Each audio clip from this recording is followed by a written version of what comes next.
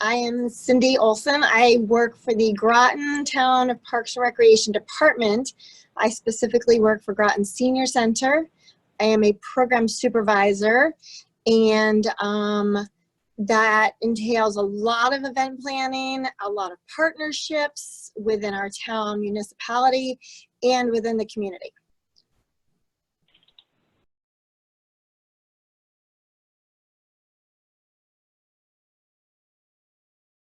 So we have a variety of partnerships. We have some that are voluntary. We have some that are interdepartmental. Like I said, we are part of municipality here in Connecticut. We also have partnerships that, because we are a senior center, that are focused on the senior population. For us, that is 55 and older. So that does not always mean elderly or nursing home, but we do a lot of stuff with some of those agencies and services. For example, partnerships interdepartment would be the police or the library or human services, where we work with them in providing programming. With the police specifically, we do something called Triad, and we work with them to do proactive safety events, proactive safety talks.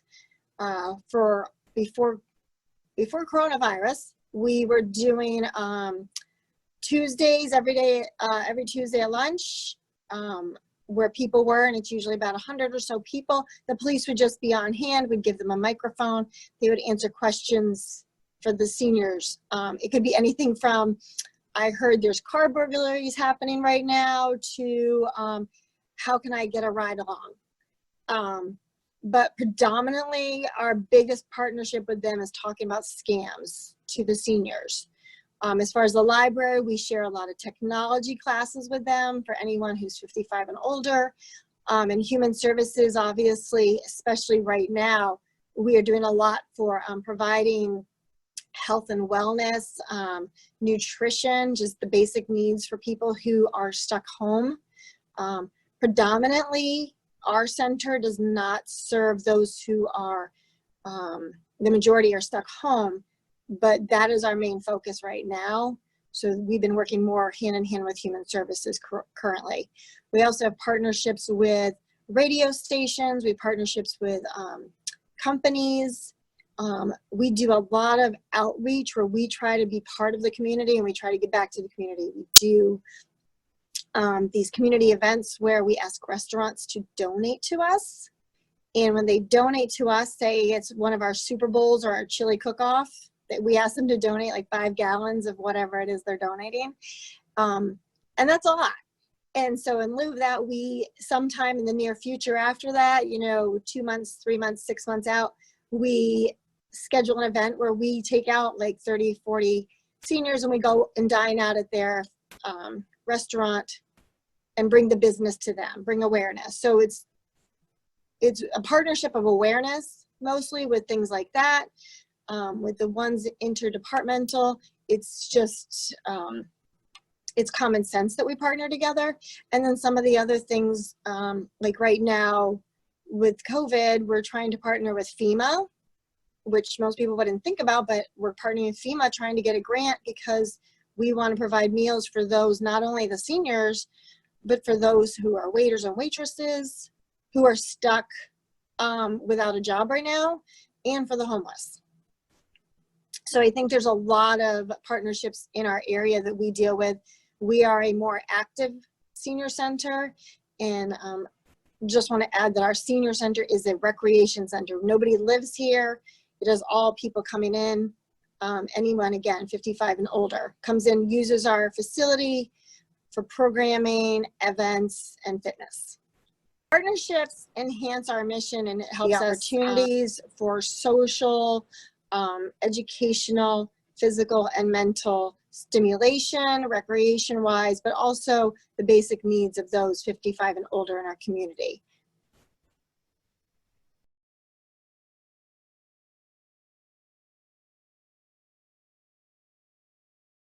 Partnerships that we do have, but we also have other partnerships. We work with National Council on Aging, which is known as NCOA. I actually have been trained to teach a class that's called Aging Mastery Program, and it's for anyone 50 and older. Agreement with, and we have the agreement between our facility and the NCOA and another agency within Connecticut, because they're like the mediator between the two. That is a formal agreement. Within that, we also have a formal agreement for every person I have come in and speak. This is a 10-week program that we run, and so I will go out and search out experts in certain areas. Like we do something that's called financial fitness for the seniors in this class. And I usually go out and I have one particular guy I like to use a lot because he's been fantastic. But every time we do this, every semester we run this class, I give him a new formal agreement. He signs it, I sign it. It gives him the parameters of the class, and it keeps us within the parameters. So it keeps everybody kind of on task. Also, another partnership that we do have agreements with would be any of our sponsorships, which I think is self-explanatory, but the bigger ones that I think are more different are the ones that are kind of in-kind service partnerships, and that would be such as we deal with a local radio station with our beach concerts and our big events. So they give us ads on the radio, and we give them marketing. We put them in everything we have. We talk about them. We invite them to be at our events. They love it. They eat it up. So it's not so much a money agreement, but it's still a written agreement that we have. And we kind of lay that out with them in a meeting at the beginning of each year. And that's more of a department-wide one. Back to the class I teach, the NCOA, whether it's that class or another class, my coworker runs a couple. It depends. Each time we run the session, and again, mine was a 10-week session. Each time we run the session, we have to refill out this agreement. Also, I run all the trips for us. We did 25 day trips in 2019. Each time we have a day trip, I am doing an agreement with the bus company. I'm doing an agreement with the tour company or whomever I'm buying tickets from. For example, Radio City Music Hall Christmas show with the Rockettes. I fill out an agreement with them. I fill out an agreement with the bus company. I even have an agreement with the bus driver the day of the trip, saying that they know that I will give them a tip at the end of the day. They're to sign off on it. So everything is kind of a checkpoint system.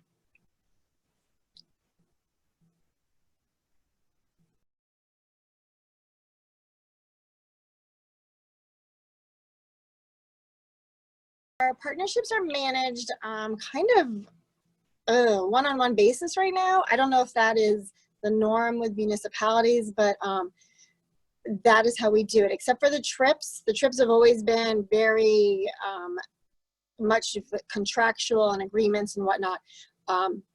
As far as what we do here at the senior center, like with the NCOA or an outside partnership with, say, we have a nursing home locally, it's called the Atria.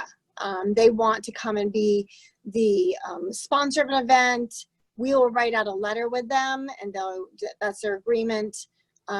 We do that. It's more of a low-key or a more casual agreement. We do those, sorry about that. We do those one-on-one. Myself and my coworker, Kathy, we each handle our own. There's also our boss, Mary Jo Riley. She handles it when it's more of like a department or division-wide for the senior center. And those are usually the bigger grants.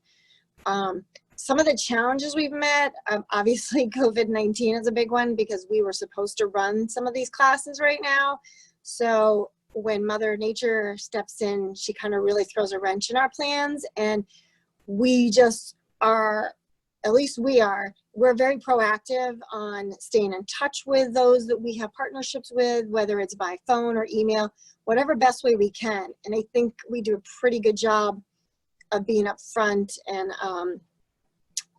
transparent as far as like, we want this to work. We're sorry this isn't doing this. How can we do this? Are we going to postpone it? What are we going to do to fulfill these agreements? Also, as far as sponsorships, we have a marketing package that we do, and that we've been kind of, I think it's fluid because we're always updating it to make sure that we are meeting the needs of those who are our partners, especially when it comes to money partners. As far as interdepartmental, the police, etc., the library, those are more emails and meetings. For example, the police one, which I mentioned before, the triad, that's a meeting. I actually kind of run those, but at any time when there's something like that the police want to take the lead on a particular portion we're doing, we allow that. I think we have a really good, nice, open communication with them, so we're able to do that. We don't have to have it defined in paper. Although we see the benefit in having it defined in paper when it comes down to episodes like this, where we have a promissory note out there to go see, say, the Red Sox in July, and we don't know what's going to happen. We're all kind of on standby, but we have this agreement. So we will, as a town, uphold that as much as we can, but we also hope that they will give some flexibility when there comes to be problems and challenges.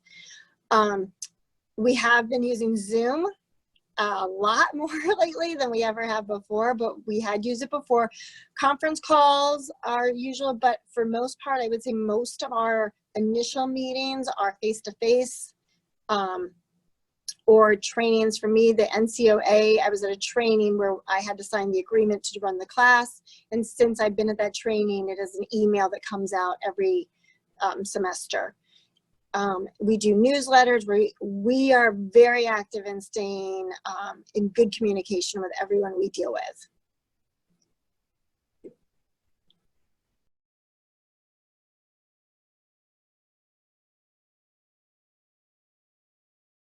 For work plans and activities, how do we evenly distribute the work? So depending on the event, if it's a community event that we are running in-house, we will normally take the bulk of the load as far as, I guess, contracting out with maybe entertainers, having the parks guys or the public works guys help set us up, physically set up the rooms if need be. But when it's something that is an off-site thing, we will try to do an evenly, I guess, fair distribution of the workload. Obviously, I think we all know life plays into it, and I think we try to be really good about, like, well, if you have something else going on in your life this time, maybe somebody else will take a little more. But with that said, we are pretty good about having spreadsheets on who's going to do what for what job. And that goes back to my days with Parks and Recreation and planning beach concerts and everything else. But we have spreadsheets where we'll say so-and-so is going to do this job and they're going to report back by this time. I think the follow-up with that works much better. Not only with those I'm working with, but for myself, because I can say, oh, I have to get this done by a certain time. We do try to nail this all down within the initial meeting, or at least the initial first few meetings, of who's going to do what and where and when. One of the partnerships we have is another one with the police, where we work with the police. We also work with a senior agency and a bank. It's kind of a weird collective group that we work with, but it does work. But we do have times where we're really hard pressed to get hold of the person at the bank. So one of us will say, well, we can't get hold of her, how about, and one of us will take over and step in to make sure that's followed up. But at every meeting, we have a monthly meeting, we will go over it. As we get closer to bigger events, for example, we have a very, very large, like a 500-person attendance active living expo, where we have over 100 vendors, which would be agencies or businesses. As we get closer to that, our meetings become more frequent and we do more updates. The week before, we're having meetings probably every day. And I think, let's see, to hold people accountable is the follow-up and the spreadsheets and the emails and making sure that we all each know who's doing what. I do know that one thing we've learned in the past 2 years is that those darn blind CC emails where everybody's part of, make sure that you always include all those everybody's.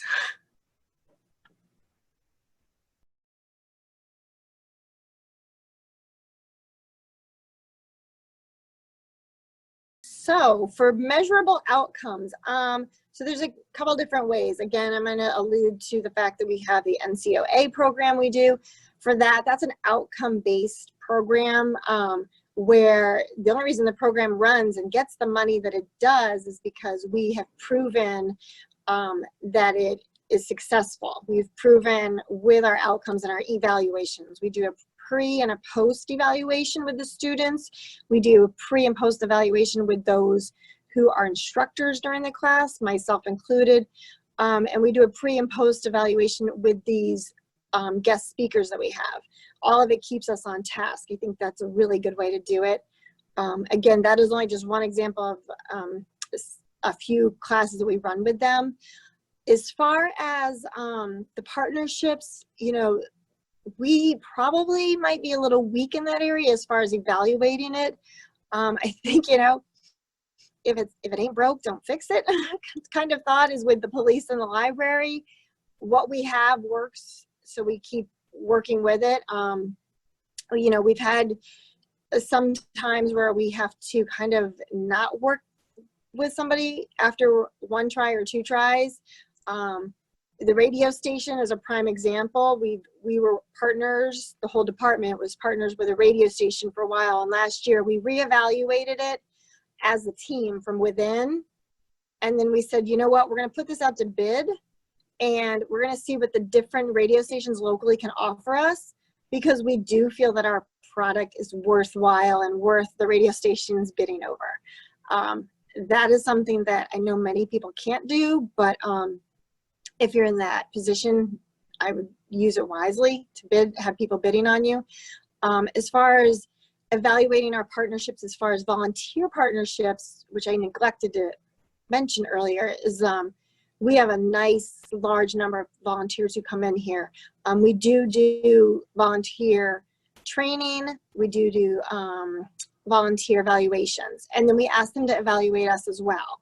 So not only are we're evaluating them after 6 months span, a year span, they're also doing it for us to keep us on task. Maybe we are not communicating to them well what we're asking of them, and we need to keep that in check.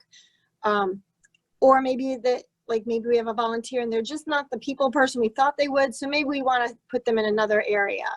So those are the kind of things we do. As far as that, I think that's all we have is measurable evaluation. That, and we do a lot of, and you'd probably be surprised, the seniors are very vocal when they feel strong about something. So we listen to them a lot, and we use what they tell us as a form of evaluation.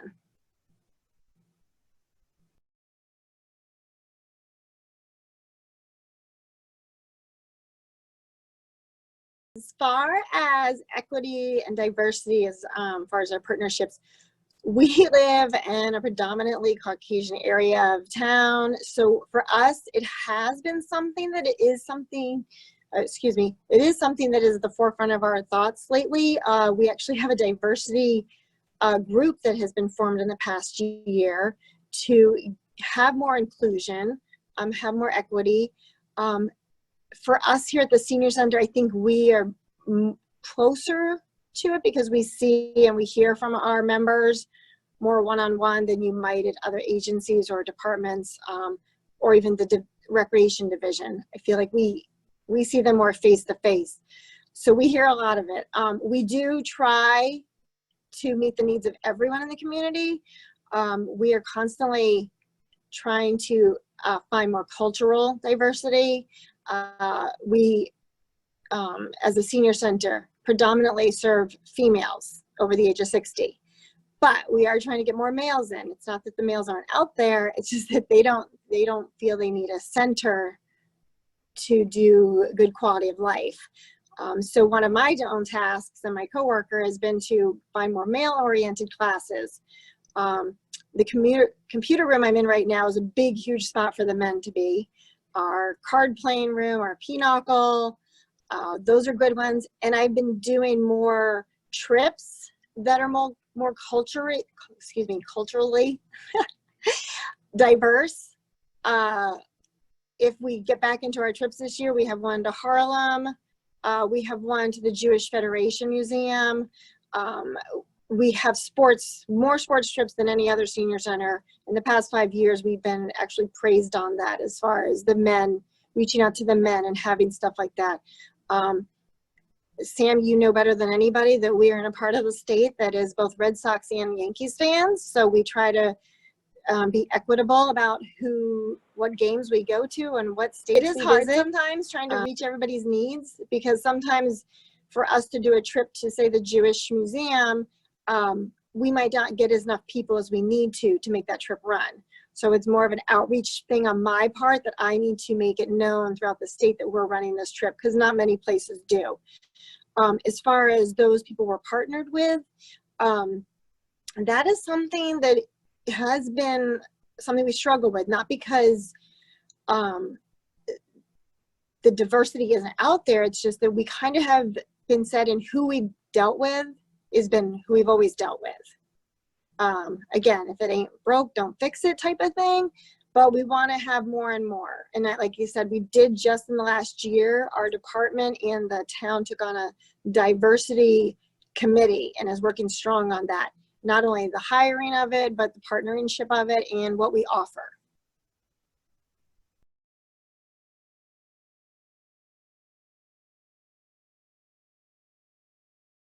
So as far as transitioning and endings of partnerships, that's always, a little hard. We have some partnerships that have kind of just faded. We're like, we don't know what happened to the person. Some of our partnerships have changed because a company that we are partnered with has been bought out by another company. The radio station thing the past year I mentioned earlier, we did a bidding to see who could give us the better offer. And the better offer is what is the better for the community for us to use, not so much what is better for just us. We try to always think of the community first. Some of the transitional things that have been hard for us, I use a company, it's called Colette Tours, and they are a great company. They've been in business for over 100 years, but our regional person, in the past 2 years, I've had 3 different regional managers. So sometimes for me, it gives me a big hiccup in the road when I'm all of a sudden working with somebody else, or I haven't been told that the other person left the company. So that always causes a little hiccup. I personally try to just get over it and just get the job done and keep the focus of what my task is at hand. But it does throw you off. It does. And it throws a wrench in the plans. Last year with the police, the specific detectives and officers we were dealing with all got realigned. And that really threw a bunch of us off here, because we were used to talking to one officer and all of a sudden we're supposed to talk to another officer. And, sometimes that other officer doesn't know they're supposed to also talk back to us. So that we had to get the engine flowing on it. We had to get it moving. Once we got the engine warmed up, it did work well, but it's always a little big hiccup when that transition happens. And so it's almost like you have to plan for a little extra time when you're having these big partnerships that are, the mission is maybe a big event or something. So you just have to plan that there are times you're going to have some down or some transition time.